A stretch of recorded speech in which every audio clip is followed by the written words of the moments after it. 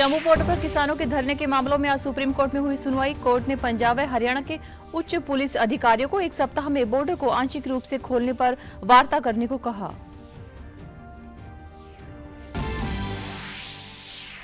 अंतर्राष्ट्रीय युवा दिवस के अवसर पर पंचकुला में आयोजित कार्यक्रम में मुख्यमंत्री नायब सिंह सैनी ने की शिरकत। बेरोजगारी भत्ता बढ़ाने सहित युवाओं को दी कई बड़ी सौगातें।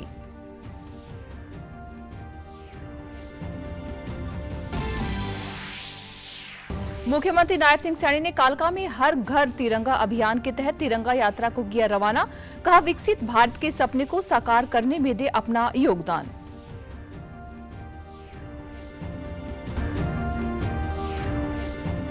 और नई दिल्ली में केंद्रीय एवं राज्य सांख्यिकी संगठनों के 28वें सम्मेलन को केंद्रीय राज्य मंत्री राव इंद्रजीत सिंह ने किया संबोधित। कहा, भारतीय सांख्यिकी प्रणाली को सुदृढ़ करने में मील का पत्थर साबित होगा सम्मेलन।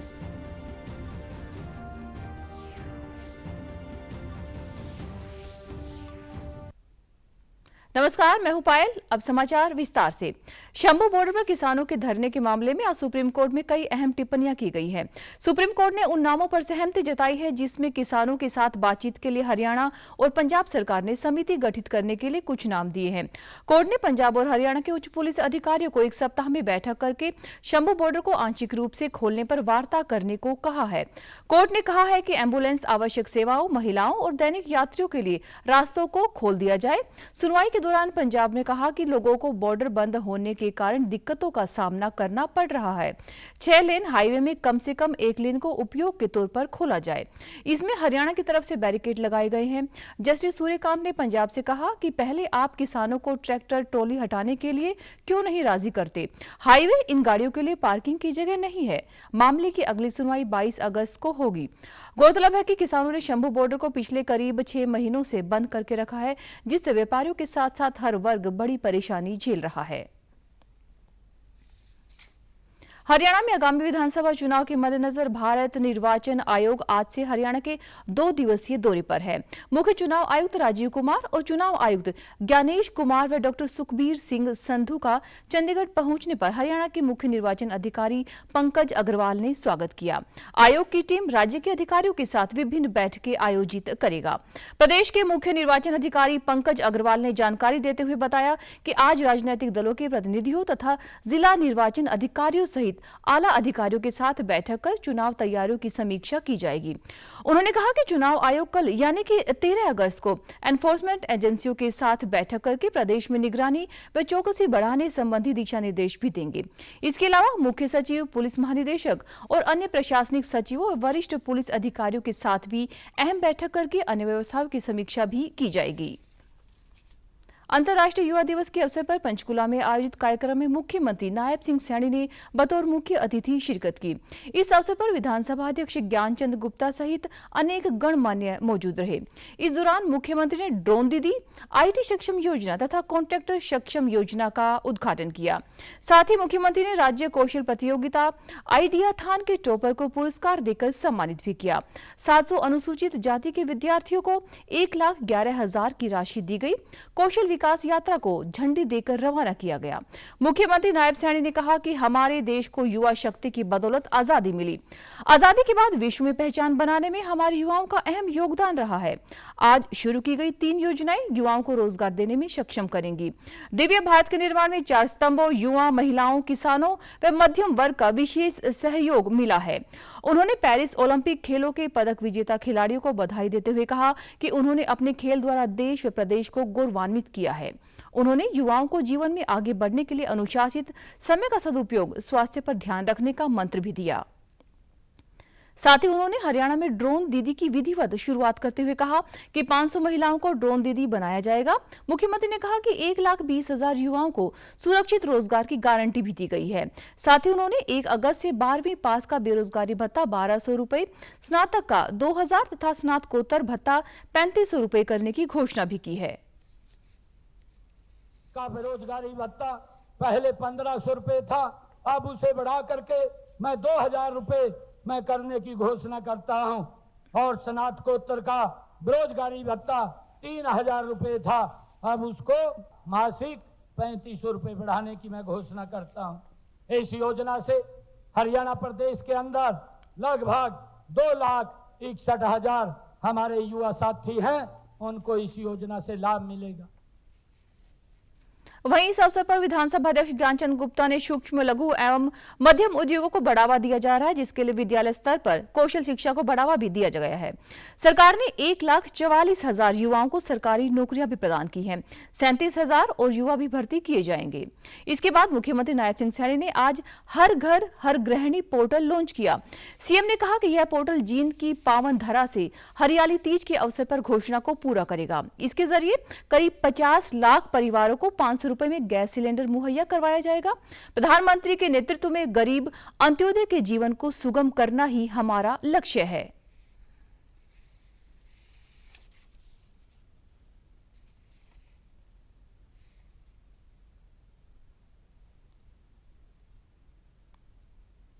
आज बहुत ही खुशी का दिन है कि हर घर हर गृहिणी पोर्टल लॉन्च किया गया है। इस पोर्टल के साथ ही हमने जींद की पावन धरा से हरियाली तीज के अवसर पर जो घोषणा अंत्योदय परिवारों को 500 रुपये में गैस सिलेंडर प्रदान करने की थी, उस घोषणा का क्रियान्वयन हो सकेगा। देश के यशस्वी प्रधानमंत्री नरेंद्र मोदी के नेतृत्व में हमारी हरियाणा की डबल इंजन सरकार का यह लक्ष्य है कि हम गरीब अंत्योदय पंक्ति में खड़े अंतिम व्यक्ति के जीवन को ज़्यादा से ज़्यादा सुलभ बनाया जा सके। इसी कड़ी में इस पोर्टल के तहत हरियाणा प्रदेश के 50 लाख के करीब बीपीएल परिवारों को 500 रुपये में गैस का सिलेंडर मुहैया कराया जाएगा। 500 रुपया से अधिक की जो भी राशि होगी वो प्रत्येक महीने बेनिफिशरीज के खाते में डीबीटी के माध्यम से सब्सिडी के रूप में उसके खाते में सरकार द्वारा डाल दी जाएगी। इस योजना का लाभ उठाने के लिए उपभोक्ता को एक एसएमएस के माध्यम से हरियाणा सरकार के इस पोर्टल पर अपना पंजीकरण कराना होगा, जिसके बाद सभी पात्र परिवार इस योजना का लाभ उठा सकेंगे। आज से रेजिडेंट डॉक्टर एसोसिएशन द्वारा शुरू की गई अनिश्चित हड़ताल के कारण पीजीआई एमईआर चंडीगढ़ के आउट पेशेंट विभाग की सेवाएं कल सुबह 8 बजे से 9:30 बजे तक केवल पुराने मरीजों के फॉलोअप पंजीकरण के लिए ही उपलब्ध रहेंगी। नए मरीजों का पंजीकरण नहीं किया जाएगा। आपातकालीन सेवाएं और गहन देखभाल इकाई की सेवाएं रेजिडेंट डॉक्टरों की उपस्थिति में सामान्य रूप से जारी रहेंगी। मुख्यमंत्री नायब सिंह सैनी ने आज पंचकूला के कालका में हर घर तिरंगा अभियान के तहत भारत माता की जय के उद्घोषों के साथ तिरंगा यात्रा को रवाना किया। देशभक्ति से ओतप्रोत यह यात्रा कालका मंडी से शुरू होकर श्री काली माता मंदिर में संपन्न हुई। इससे पहले मुख्यमंत्री ने ऐतिहासिक श्री काली माता मंदिर कालका में माता के दर्शन करके आशीर्वाद लिया। उन्होंने गुरुद्वारा साहिब में भी शीश नवाकर आशीर्वाद लिया। सीएम ने अपने संबोधन में कहा कि तिरंगा हमारी शान है, जान है और इसका सम्मान बनाए रखना हम सबकी जिम्मेदारी है। उन्होंने लोगों से आह्वान किया कि वे प्रधानमंत्री द्वारा चलाई गई हर घर तिरंगा मुहिम में भागीदारी करते हुए अपने घरों और प्रतिष्ठानों पर तिरंगा लगाएं और देश के लिए मर मिटने वाले रणबांकुरों द्वारा देखे गए नए भारत के सपने को साकार करने में अपना योगदान दें। उन्होंने कहा कि प्रधानमंत्री के विकसित राष्ट्र बनाने का संकल्प को पूरा करने में हरियाणा पीछे नहीं है और प्रदेश का एक एक नागरिक इस मुहिम में बढ़ चढ़कर अपना योगदान दे रहा है। कि हम इस देश को अग्रणी देशों में बनाने का काम करें, विकसित राष्ट्र बनाने का काम करें, वो संकल्प लेकर के हमें काम करना चाहिए। आदरणीय प्रधानमंत्री जी को सपने को जो उन्होंने 2047 को विकसित राष्ट्र बनाने का सपना लिया है, हमारा हरियाणा मजबूती से आदरणीय प्रधानमंत्री जी के साथ करने से पूरा मिला करके उसमें अपना महायोगदान देने का काम करेगा। हर घर तिरंगा, इसको सेलिब्रेट अपने अपने घरों के ऊपर तिरंगा लगा कर, क्योंकि हम सब में भारत माता के प्रति प्रेम, एकजुटता, जो आदरणीय प्रधानमंत्री जी ने कहा एक भारत श्रेष्ठ भारत, वो भाव झलकना चाहिए। अपने अपने घरों के ऊपर हम तिरंगा लगाएं और उन क्रांतिकारी वीरों को जिन्होंने इस भारत भूमि के लिए अपने आप को निछावर किया है, उनको याद करते हुए हम उनको सच्ची श्रद्धांजलि नमन करें। पर्यावरण संरक्षण की दिशा में प्रधानमंत्री ने एक अहम कदम उठाते हुए उन्होंने एक पेड़ मां के नाम अभियान चलाया है। इसके तहत उन्होंने लोगों से आह्वान किया है कि वे जन्मदिन, वर्षगांठ या परिवार में अन्य खुशी के मौकों पर कम से कम एक पेड़ अवश्य लगाएं और उनका संरक्षण भी करें। केंद्रीय राज्य मंत्री कृष्णपाल गुर्जर ने आज पलवल में हर घर तिरंगा अभियान के तहत नेताजी सुभाष चंद्र बोस स्टेडियम में तिरंगा यात्रा का शुभारंभ किया। इस अवसर पर विधायक दीपक मंगला, जगदीश नायर, प्रवीण डागर सहित अनेक गणमान्य मौजूद रहे। केंद्रीय राज्य मंत्री ने कहा कि पूरा देश स्वतंत्रता दिवस के जश्न में डूबा हुआ है। 2 दिन बाद लाल किला की प्राचीर से प्रधानमंत्री नरेंद्र मोदी देश को संबोधित करेंगे। गांव के हर गली मोहल्ला तथा शहर के प्रत्येक बस्ती और सड़कों पर तिरंगा लेकर मां भारती का जय घोष किया जा रहा है। देश का हर नागरिक स्वतंत्रता दिवस के जश्न में सराबोर हो रहा है। उन्होंने कहा कि हरियाणा प्रदेश के लोगों को गर्व करना चाहिए कि आज सेना में हर 5वां सिपाही हरियाणा से है। उन्होंने कहा कि स्वतंत्रता दिवस के अवसर पर शहीदों और स्वतंत्रता सेनानियों को याद करने का दिन है, जिन्होंने देश को आजाद कराने के लिए अपना सब कुछ न्यौछावर कर दिया। देश को आगे बढ़ाने का काम किया है और मित्रों, हम हरियाणा के लोगों को तो गर्व होना चाहिए। आज भारत की सेना में हर 5वां सिपाही हरियाणा से आता है, जो देश की सीमाओं की रक्षा करता है। और आज का ये दिन देश के उन दीवारों के लिए, उन शहीदों के याद करने का है, जिन्होंने इस देश को आजाद कराने में अपना सब कुछ न्यौछावर कर दिया। उन्होंने नहीं सोचा कि आजाद भारत में कैसे सांसें दी जाएंगी, लेकिन उन्होंने अपना तब का कल हमारे आज के लिए कुर्बान कर दिया। इसलिए जो कौमें अपने शहीद को भूल जाती हैं, वो कौमें ज्यादा दिन जिंदा नहीं रहा करती। देश भर में शहीदों के सम्मान में तिरंगा यात्राएं निकाली जा रही हैं। इसी कड़ी में आज यमुनानगर के जगाधरी शहर में तिरंगा यात्रा का आयोजन किया गया, जिसमें कृषि मंत्री कंवरपाल गुर्जर ने हजारों युवाओं, स्कूली छात्र छात्राओं, भाजपा कार्यकर्ताओं और स्थानीय लोगों को साथ हाथों में तिरंगा लेकर वंदे मातरम, भारत माता की जय घोष के साथ शहर को देशभक्ति के रंग में रंग दिया। यात्रा का पुष्प वर्षा के साथ जोरदार स्वागत किया गया। कृषि मंत्री ने कहा कि यह तिरंगा यात्रा देश के प्रति समर्पण का प्रतीक है। अब तक यात्रा को लोगों का अभूतपूर्व समर्थन मिला है। यह शुभ दिन अपने वीर शहीदों को याद करने का है, जिन्होंने देश की आजादी के लिए बलिदान दिया। ज़्यादा से ज़्यादा भाग ले रहे और मैं समझता हूँ कि इससे जो देशभक्ति का भाव है और जो हमारे महापुरुषों ने देश की आज़ादी के लिए अपने बलिदान दिए, तो उनको याद करने का अवसर है। और उन्होंने किस बात के लिए बलिदान दिए, कैसा भारत देखना चाहते थे, वैसा भारत बनाने के लिए हम सब संकल्प लें। और जो एक टारगेट आदरणीय नरेंद्र मोदी जी ने रखा है कि 2047 तक भारत को एक राष्ट्र बनाना है, तो उसके लिए हम सब मिलकर काम करें। तो मैं समझता हूँ उसके लिए ये बहुत जरूरी है। और आज बहुत बड़ी संख्या में समाज के सभी वर्गों ने इस यात्रा में भाग लिया। वहीं विधायक घनश्याम दास अरोड़ा तिरंगा यात्रा के साथ जमकर झूमे। इस दौरान उनके साथ बीजेपी के जिला अध्यक्ष राजेश सप्रा एवं अन्य कार्यकर्ता भी मौजूद रहे। विधायक ने कहा कि हर घर तिरंगा अभियान के तहत यह यात्रा निकाली जा रही है, जिसे लेकर लोगों में भारी उत्साह है। तिरंगा हर देशवासी की शान है और हर घर में तिरंगा लहराया जाना चाहिए। सभी देशवासियों से आग्रह किया है, अनुरोध किया है कि 11 अगस्त से 14 अगस्त तक सभी देशवासी अपने स्थान पर तिरंगा यात्रा निकालें। वो तिरंगा यात्रा नगर के अनुसार हो सकती है, विधानसभा के अनुसार हो सकती है, गांव के अनुसार हो सकती है, मंडल के अनुसार हो सकती है। शहर के, नगर के मुख्य बाजारों में से निकाली है, जिसमें हजारों देश प्रेमियों ने, राष्ट्र भक्तों ने, भारत माता से प्यार करने वालों लोगों ने उसमें भाग लिया है।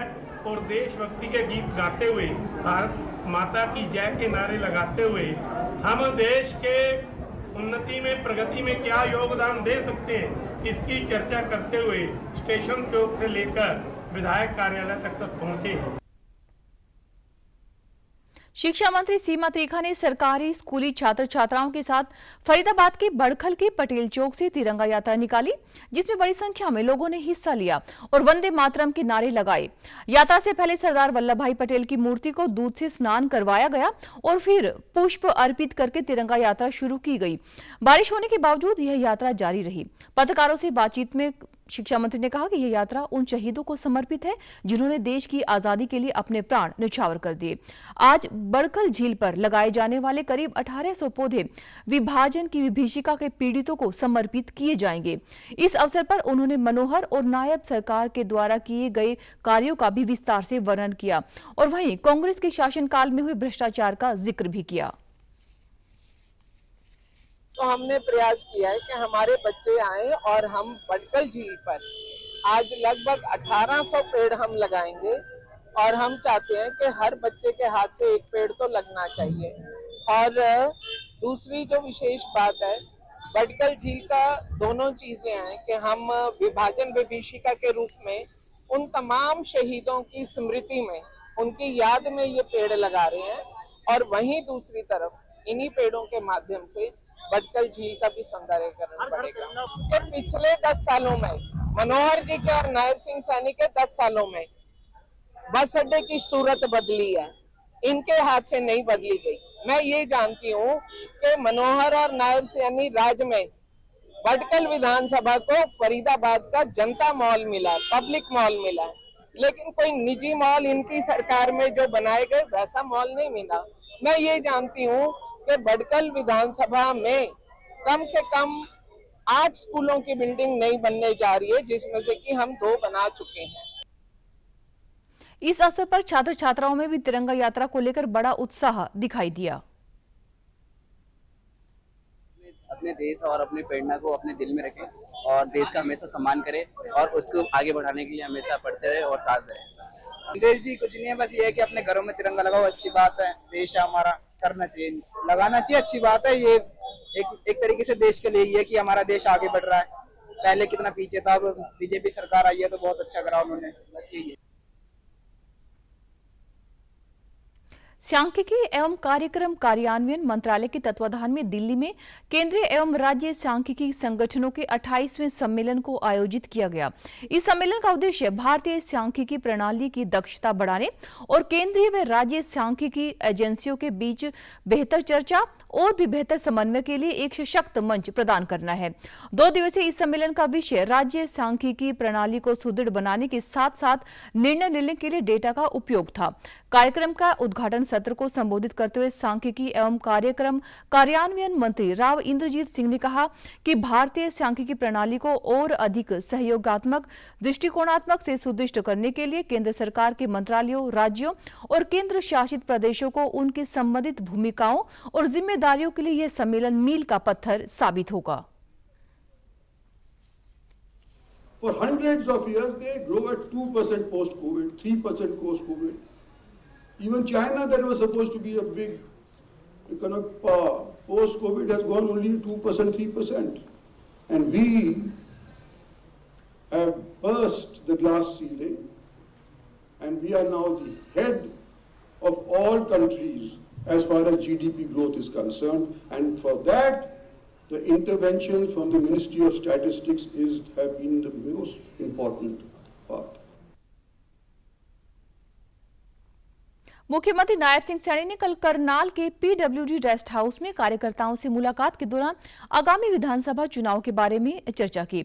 बाद में पत्रकारों से बातचीत में मुख्यमंत्री ने बताया कि टिकट बंटवारे के लिए हर बार निचले स्तर पर कार्यकर्ताओं की राय ली जाती है। उनकी राय से ही सही फीडबैक मिलता है और फिर सभी कार्यकर्ता एकजुट होकर चुनाव लड़ते हैं। विपक्ष द्वारा विनेश फोगाट को राज्यसभा भेजने की चर्चा पर सीएम ने कहा कि इस विपक्ष को इस मुद्दे पर राजनीति से बचना चाहिए। ये संविधान के खत्म होने जैसी अफवाहें फैला रहे हैं और जनता को गुमराह कर रहे हैं। उनके पास अब जन समर्थन भी नहीं बचा है। मुख्यमंत्री को विपक्ष द्वारा घोषणाई मुख्यमंत्री कहे जाने पर नायब सिंह ने कहा कि विपक्ष ने कभी ऐसे कोई काम नहीं किए, इसलिए उन्हें हमारी घोषणाएं अजीब लगती हैं। हम अपनी घोषणाओं को एक्ट बनाकर कैबिनेट से पास कर रहे हैं ताकि वे कानूनी चुनौती से बच सके। हमने 1,20,000 युवाओं के रोजगार को सुरक्षित करने का काम किया है, जबकि कांग्रेस के समय में भर्तियां पर्ची पर होती थी और बाद में कोर्ट में चैलेंज भी हो जाती थी। इसके अलावा प्रदेश में लगातार कर्मचारियों के साथ हो रहे धरना प्रदर्शन पर मुख्यमंत्री ने कहा कि लोगों की अपेक्षाएं भाजपा सरकार से बढ़ गई हैं। राय कार्यकर्ताओं के नीचे से ली जाती है, क्योंकि कार्यकर्ताओं की जो राय आएगी उससे अच्छा फीडबैक आता है और फिर सब कार्यकर्ता मिलकर के लगते हैं क्योंकि उनकी राय लेते हैं और जिसकी ज़्यादा राय आती है उसको वहाँ पर भेजते हैं। अच्छा है इससे। नहीं देखिए, नहीं होनी चाहिए, ये झूठ का सहारा ले रहे हैं क्योंकि इनकी दुकान का सामान खत्म हो चुका है।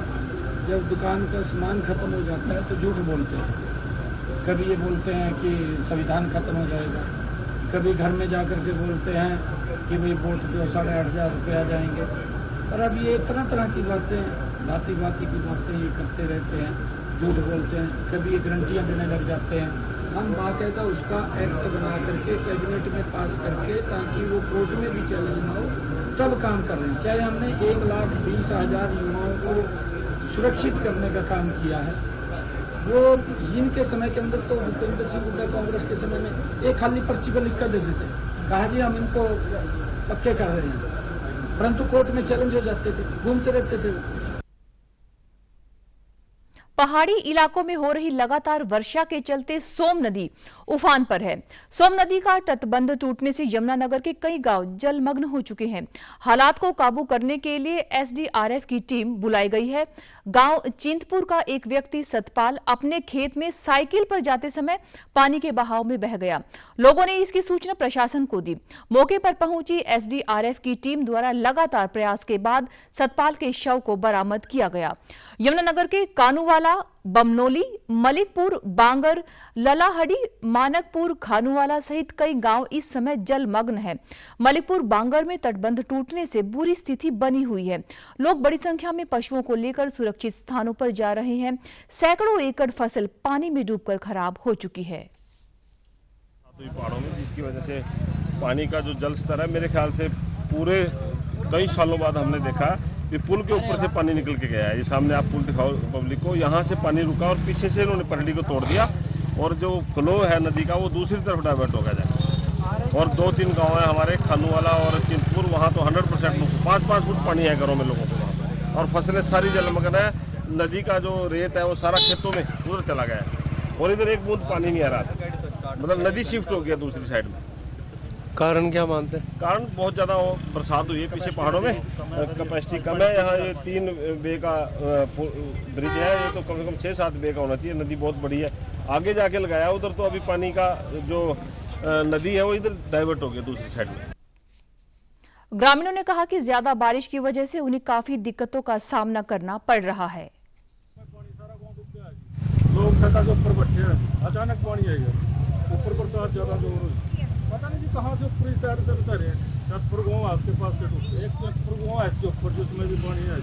पानी तो होता है जी, जब हम आए तो जब उस टाइम नहीं था जी पानी इधर ज़्यादा, अब ज़्यादा पानी आएगा। मलिकपुर से पर बोट गए थे, मड्डैक हो गई थी हमारे पास, उधर गए थे, उधर गए चल वापस चला। प्राकृतिक कृषि संवाद कार्यक्रम के तहत गुजरात के राज्यपाल आचार्य देवव्रत ने आज जींद में आयोजित कार्यक्रम में बतौर मुख्य अतिथि शिरकत की। किसानों से संवाद करते हुए राज्यपाल ने प्राकृतिक खेती को अपनाने की अपील करते हुए कहा कि खेती में पेस्टिसाइड का प्रयोग कम करके खेती की गुणवत्ता को बढ़ाया जा सकता है। रासायनिक खादों का अत्यधिक प्रयोग किए जाने के कारण जमीन की उर्वरा शक्ति में कमी आ गई है। उन्होंने किसानों से अनुरोध करते हुए कहा कि फसल अवशेषों को न जलाकर अपने स्वास्थ्य के साथ साथ पर्यावरण को सुरक्षित रखने में भी सहयोग करें। वहीं किसानों ने कहा आज उन्हें प्राकृतिक खेती के बारे में महत्वपूर्ण जानकारी मिली है। धरती को बचाने के लिए, पानी को बचाने के लिए, पर्यावरण को बचाने के लिए प्राकृतिक खेती की ओर आना पड़ेगा। प्राकृतिक खेती जैविक खेती से बिल्कुल अलग है। इसमें लागत लगती नहीं और उत्पादन घटता नहीं, किसान को ज़्यादा मूल्य मिलेगा। इसलिए प्राकृतिक खेती आज की ज़रूरत बन चुकी है। सब किसान भाइयों से मेरा आग्रह है कि पूरा देश का किसान इस दिशा में, भारत के प्रधानमंत्री देश को विकसित भारत की दिशा में बढ़ा रहे हैं और वो चाहते हैं कि भारत का किसान समृद्ध हो, उन्नत हो, खुशहाल हो। उसके विकास में भारत का विकास है और प्राकृतिक खेती ही किसान को विकास की ओर ले जा सकती है। आज के कार्यक्रम में कुदरती खेती को बढ़ावा देने के लिए बहुत सी बातें कही गई और आचार्य देवव्रत जी कई सालों से पूरे देश में गुजरात के राज्यपाल रहे हैं, वहाँ पर भी, और उससे पहले हिमाचल के राज्यपाल रहे, और गुरुकुल कुरुक्षेत्र के माध्यम से प्राकृतिक खेती की अलख जगाए हुए हैं। आज भी उनके मार्गदर्शन में बहुत से किसानों को कुदरती खेती करने का हौसला मिला और नई नई सलाहें और जानकारियां मिली। हम यहाँ आज ये इस गार्डन में पहुँचे हैं। यहाँ हमने आज सुनने को मिला, आचार्य देवव्रत जी हैं जो प्राकृतिक खेती के बारे में उन्होंने बताया कि किस प्रकार से एक प्राकृतिक खेती करने से किसान को लाभ होता है, हमारे पर्यावरण को लाभ होता है, हमारी भूमि को लाभ होता है। हमारे को यहाँ बहुत ज़्यादा जानकारियाँ मिली हैं। आज हम इस गौ आधारित खेती करेंगे और अब कर भी रहे हैं। जो आज हमने यहाँ सुना उसको देख करके हमें और ज़्यादा लाभ उठाने का काम करेंगे। वहीं कल हिसार स्थित हरियाणा कृषि विश्वविद्यालय में कल प्राकृतिक कृषि संवाद कार्यक्रम में गुजरात के राज्यपाल आचार्य देवव्रत ने शिरकत की। इस मौके पर आचार्य देवव्रत ने प्राकृतिक खेती करने वाले प्रगतिशील किसानों को सम्मानित करते हुए कहा कि आज हम उत्पादन बढ़ाने के लिए खेतों में अंधाधुंध खाद व कीटनाशकों का प्रयोग कर रहे हैं। इससे जमीन की उर्वरा शक्ति कम होने लगी है। ऐसे में अगर हमें भावी पीढ़ियों को शुद्ध जल, भोजन व हवा उपलब्ध करवानी है तो प्राकृतिक खेती को अपनाना होगा। उन्होंने प्राकृतिक खेती के लिए तैयार होने वाले जीवामृत को तैयार करने की विधि भी बताई। प्राकृतिक खेती से जब धरती में सूक्ष्म जीवाणु बनेंगे तो पैदावार भी बढ़ेगी।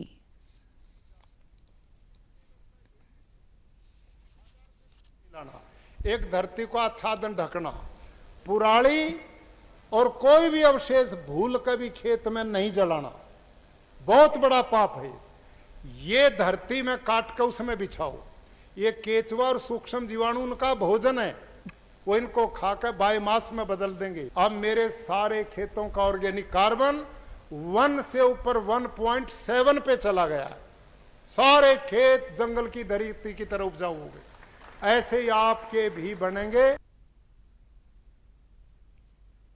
हिसार स्थित नई अनाज मंडी में कल आम आदमी पार्टी द्वारा बदलेंगे हरियाणा का हाल के तहत रैली का आयोजन किया गया। रैली में दिल्ली के मुख्यमंत्री अरविंद केजरीवाल की पत्नी सुनीता केजरीवाल ने मुख्य अतिथि के तौर पर शिरकत की।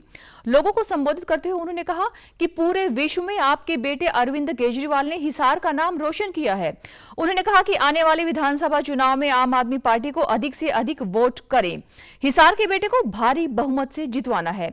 नलवा विधानसभा क्षेत्र में मूलभूत सुविधाओं की कमी है, लेकिन अरविंद केजरीवाल आपको यह सब सुविधाएं देंगे।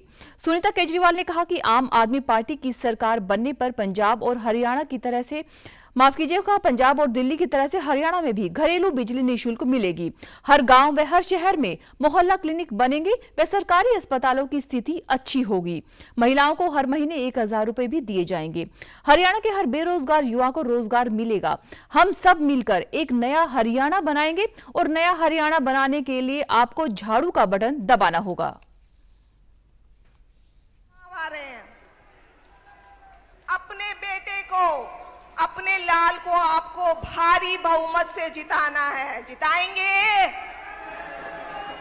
अभी नलवा में अभी हमें एक सभा करनी थी तो पता चला वहां पे अनाज मंडी ही नहीं है, फिर सरकारी स्कूल भी नहीं है, सरकारी अस्पताल भी नहीं है। इसीलिए आपका बेटा ये सब काम आपके लिए करेगा। दिल्ली और पंजाब की तरह घरेलू बिजली फ्री होगी, 24 घंटे बिजली मिलेगी। दूसरी गारंटी, हर गांव, हर शहर में मोहल्ला क्लिनिक बनेंगे, सरकारी अस्पताल अच्छे होंगे, जहां अच्छा इलाज होगा, फ्री इलाज होगा। तीसरी गारंटी, हर गांव शहर के सरकारी स्कूल अच्छे होंगे, शिक्षा अच्छी होगी, गरीब बच्चों का भी भविष्य अच्छा होगा। मुख्यमंत्री नायब सिंह सैनी ने कल पानीपत के गांव आटा में संत निरंकारी सेवा मिशन द्वारा आयोजित कार्यक्रम में बतौर मुख्य अतिथि शिरकत की। मुख्यमंत्री ने लोगों को संबोधित करते हुए कहा कि यह मिशन मानव सेवा के साथ साथ प्रकृति की सेवा का भी अनूठा कार्य कर रहा है, जो हम सब के लिए अनुकरणीय है। इस अवसर पर मुख्यमंत्री ने पौधारोपण भी किया। उन्होंने लोगों से आह्वान किया कि वे प्रकृति को संरक्षित करने की पहल करें और ज्यादा से ज्यादा पौधे लगाएं ताकि वातावरण को प्रदूषण से मुक्त किया जा सके। सीएम ने कहा कि प्रदेश में 1 करोड़ 60 लाख पौधे लगाने का निर्णय लिया गया है। पिछले दिनों कर्नाटक करनाल में आयोजित वन महोत्सव में एक ही दिन में 20,000 पौधे लगाए गए थे और वर्तमान में 1 करोड़ के करीब पौधे इस अभियान के तहत लगाए जा चुके हैं। यह प्रक्रिया निरंतर जारी है।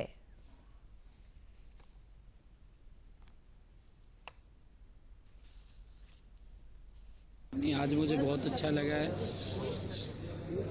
और ये इनिशिएटिव इस प्रकार का है कि जो आम जनमानस को शुद्ध वायु देने का, वातावरण को शुद्ध रखने का, और लगातार जो टेम्परेचर बढ़ रहा है उस टेम्परेचर को कम करने का एक ही तरीका है कि हम ज़्यादा पेड़ लगाएं। और आज निरंकारी मिशन द्वारा एक भव्य कार्यक्रम का आयोजन किया गया है जिसमें एक समय में 20,000 से ज़्यादा संगत ने पौधा लगाया है, पौधारोपण किया है। आदरणीय प्रधानमंत्री नरेंद्र मोदी जी के उस मिशन को आगे बढ़ाने का काम हमारे निरंकारी मिशन ने किया है, जो आदरणीय प्रधानमंत्री जी ने। प्रदेश के मंत्री मूलचंद शर्मा ने कहा है कि प्रदेश सरकार ने श्रमिक परिवारों और उनके बच्चों के उज्जवल भविष्य के लिए अनेक योजनाएं लागू की हैं। इससे श्रमिक परिवारों का जीवन स्तर ऊपर उठा है। सरकार का हर संभव प्रयास है कि पंजीकृत श्रमिकों को उनके कल्याण के लिए चलाई जा रही योजना का लाभ हर हाल में मिले। वे आज भिवानी के बहलगी अनाज मंडी में आयोजित श्रमिक जागरूकता सम्मेलन को बतौर मुख्य अतिथि संबोधित कर रहे थे। श्रमिक जागरूकता सम्मेलन के दौरान श्रम मंत्री मूलचंद शर्मा व वित्त मंत्री जेपी दलाल ने एक क्लिक से 2006 के पंजीकृत श्रमिक लाभार्थियों के खाते में 2.25 करोड़ रुपए डाले। इससे पूर्व वित्त मंत्री के जेपी दलाल के नेतृत्व में विध्वान से बहलगांव तक तिरंगा यात्रा का आयोजन किया गया। यात्रा में भारी संख्या में युवाओं ने भाग लिया और विशाल तिरंगा यात्रा का आयोजन भी किया। वित्त मंत्री ने कहा कि श्रमिक जागरूकता सम्मेलन आयोजित करने का मुख्य उद्देश्य श्रमिकों को उनके अधिकारों और योजनाओं के बारे में जागरूकता प्रदान करना है।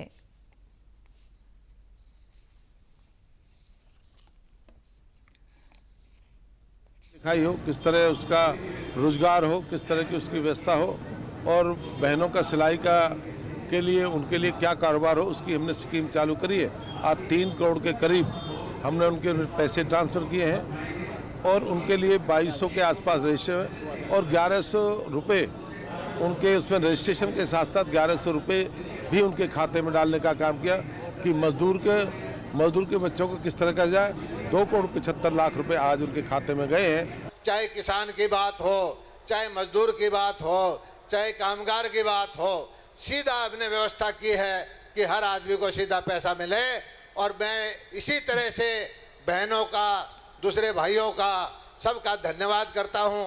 और आप भरोसा रखिए, यहाँ पर और कोई सिस्टम अगर आज भी रजिस्ट्रेशन नहीं होता है तो रजिस्ट्रेशन मेरे दफ्तर में आके करवाइए, किसी को बीच में लेने की जरूरत नहीं है। समाचारों में आज के लिए बस इतना ही। नमस्कार।